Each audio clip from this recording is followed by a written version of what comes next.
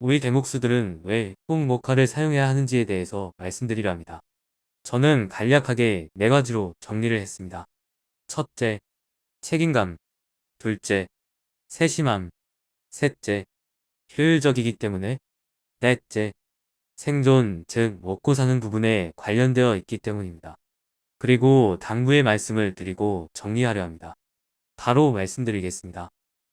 첫째, 책임감에 대해서 말씀드려 보겠습니다. 우리는 문화재수리 분야에서 종사하고 있는 일원입니다. 국가는 문화재를 보호하고 계승, 발전을 해야 한다고 헌법에 나와 있고, 문화재수리 등에 관한 법률 첫 번째는 보존하고 계승하여 발전해 나가야 한다 라고 명시되어 있습니다. 우리는 문화재수리 분야에서 최선에서 행하고 있는 사람들입니다. 문화재 시황서에는 전통 공구를 사용해야 한다 라고 명시되어 있고, 먹칼은 전통 필기구입니다. 그러한 의미에서 본다면 꼭 먹칼을 사용해야만 하는데 현실은 그렇지 못하고 있습니다. 일부 끄는 분들과 먹칼로 일을 배운 분들, 일부를 제외하면 열의 9은 먹칼을 사용을 하지 않는 편입니다. 먹칼을 사용하지 않는 가장 큰 이유는 불편하기 때문이고 사용하기가 어렵기 때문이라고 생각합니다. 불편하고 어려운 이유는 먹칼을 잘 못 만들었기 때문이기도 합니다. 우리가 끌이나 손대패를 잘 만들어 놓으면 일 수월하고 재미있듯이 먹칼도 잘 만들어 놓으면 일이 재밌고 긋는 손맛이 느껴집니다. 우리가 먹칼을 잘 만들지 못하기 때문에, 그리고 익숙하지 않기 때문에 불편하다고 생각하는 거죠. 우리는 문화재수리의 최선방에 있는 사람으로서 책임감을 느껴야 한다고 생각하고, 그 책임감 중에 하나는 전통 필기구인 먹칼을 보존하고 발전시켜 나가야 하는 의무도 있다고 보는 것입니다. 우리 선배님들은 먹칼은 쪼개지도 않고 그냥 둥그렇게 말기만 해서 사용하는 것을 본 적이 있습니다. 그렇게 사용해왔던 부분들은 지금도 현장에서 일을 하시면 연필이나 볼펜보다는 먹칼이 편하다고 하실 겁니다. 그렇듯 우리가 익숙하지 않은 부분은 필요에 따라서 참고 이겨내야 한다고 생각합니다. 두 번째는 세심함이라고 말씀드렸습니다. 다른 말로 정교함이라고 말하고 싶은데, 그 이유는 먹을 긋을 때 곡석에 대고 그리는데 그 닿는 면적이 넓기 때문입니다. 우리는 부재가 크면 전동대패로 직각을 잡고 자동대패로 마무리하는 경우가 있고, 부재가 더 크게 되면 전동대패로 사면을 따가야 합니다. 전동대패로 대패질을 할 경우 목수는 배를 살짝 죽여주게 됩니다. 배를 살짝만 죽여주면 좋은데 목수들의 실력에 따라서 많이 죽이는 목수들도 있죠. 근데 배를 많이 죽이면 곡척을 대고 볼펜으로 금을 긁을 때 곡척을 눌러줘야 합니다. 곡척을 눌러줘야 볼펜 긋기가 쉽게 돼서 그런 건데, 그렇게 하려면 볼펜 선이 직선이 되지 못하고 약간 곡선으로 변하게 되어 있죠. 대충 이렇게 말해도 다 알아들으실 거라 생각합니다. 근데 먹칼은 곡적에 닿는 면이 높고 넓기 때문에 눌러줄 필요가 없어서 직선을 구현하기가 쉽게 되는 것입니다. 그래서 저는 이것을 정교함, 세심함 등으로 말씀드린 것입니다. 별거 아니라고 생각할 수도 있지만 조금의 차이가 명품의 차이입니다. 세 번째로 효율적이기 때문입니다. 먹칼은 부재가 크면 클수록 효율적입니다. 부재가 크게 되면 피죽이 많이 붙게 되는데, 그러한 경우 곡척을 갖다 대기가 쉽지 않습니다. 특히 대량이나 추녀 같은 경우가 그렇다 할 수 있겠죠.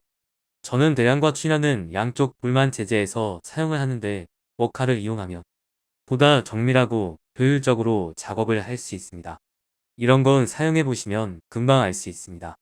네 번째는 생존과 관련되어 있는 부분입니다. 가장 중요한 부분이긴 한데 간략하게 말씀드리기는 어렵지만 그래도 꼭 말씀드려야 할 것 같아서 말씀드립니다. 여러분은 한류에 대해서 어떻게 생각하시나요? 드라마, 음악, 영화, 음식, 옷 등이 세계의 이목을 집중시키는 것을 보면 가슴이 벅차기까지 합니다. 여러분도 그러할 것이라 생각합니다.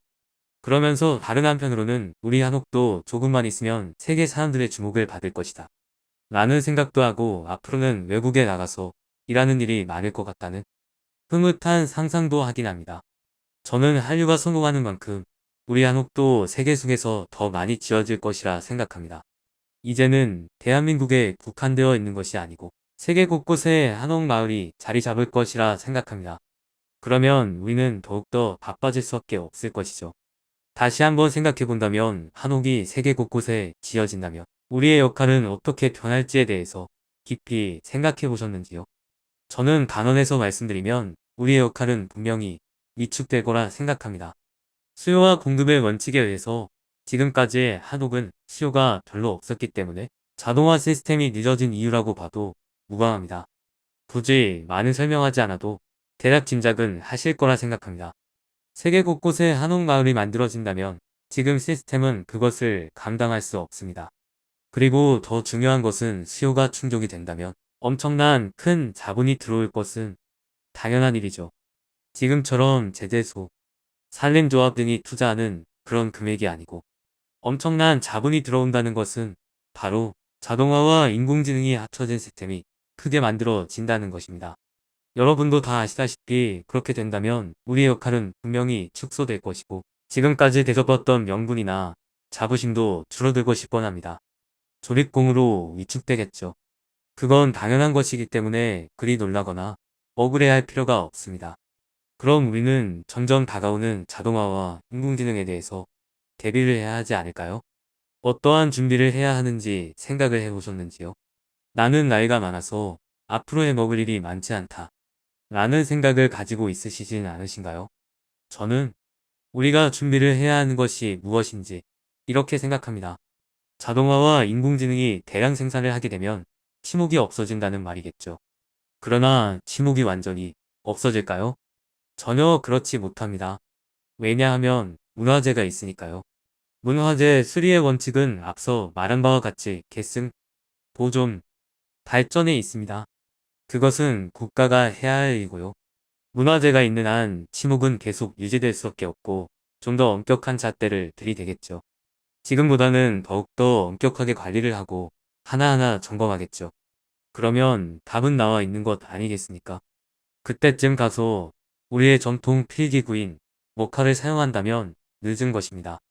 먹칼은 만들기는 쉬워도 능숙하게 다루기까지는 많은 시간이 걸립니다. 우리는 상대방이 망치지 않은 것만 봐도 실력을 가늠하곤 합니다. 먹칼을 다루는 것만 봐도 그 사람 능력이 판단되는 시대가 올 것이라 생각하는 것입니다. 먹칼의 중요성과 장점은 알겠지만 현실에서 바로 적용하기는 힘들 것입니다. 가장 큰 이유는 일이 더디기 때문이죠. 일이 더딘 이유는 능숙하지 못해서보다는 사전 준비가 필요하기 때문입니다. 먹칼 사용 시 면이 깨끗하게 백패질이 되어 있어야 깔끔하게 나오게 됩니다. 제재무기나 면이 거칠면 먹칼이 쉽게 무뎌지기 때문에 자주 갈아야 하게 되죠. 먹칼을 사용한다는 것은 좀 더 깔끔하고 세심하게 집을 짓겠다는 의미가 되기도 합니다. 근데 문제는 돈입니다. 저도 작게나마 일을 맡아서 진행을 합니다. 목공사만 하는 경우도 있고 전체 공사를 진행하는 경우도 있습니다. 결과는 돈입니다. 공사 기간 중 최대한 지출을 줄이고 효율적으로 진행하고자 하는 것이 책임자의 마음인데 먹칼은 일을 더디게 하는 부분이 있습니다. 그래서 먹칼과 불펜을 같이 사용을 하곤 하지만 아무래도 불펜에 손이 가곤 합니다. 쉽게 가져다 쓸 수 있기 때문인 것 같습니다. 시간은 곧 돈으로 연결이 되는데 제가 하는 일의 이윤이 별로 없습니다. 사람들은 많이 벌거나 생각하지만 그냥 품파는 것과 별로 차이 없습니다. 책임은 있고 돈은 별로 못 버는 격입니다. 거짓말 같지만 현실입니다. 제가 인맥도 부족하고 유명하지 못해서 그러한 이유도 있습니다. 저처럼 작게나마 일을 진행하는 대표님들의 사정도 같을 것입니다. 그런 상황에서 먹칼을 사용하는 것이 일을 더디게 한 것이라 판단한다면 좋아할 사람은 없습니다. 특히 편수를 두고 일을 진행하는 사장님이라면 말이죠. 일꾼의 입장에서는 사장의 눈치를 봐야 하는 입장이기 때문에 먹칼이 쉽게 잡히지 않을 수도 있습니다. 그건 어쩔 수 없는 문제라 생각합니다. 초심의 마음으로 돌아가서 일 끝난 후에 계속 연습을 해보는 방법이 제일 좋겠죠.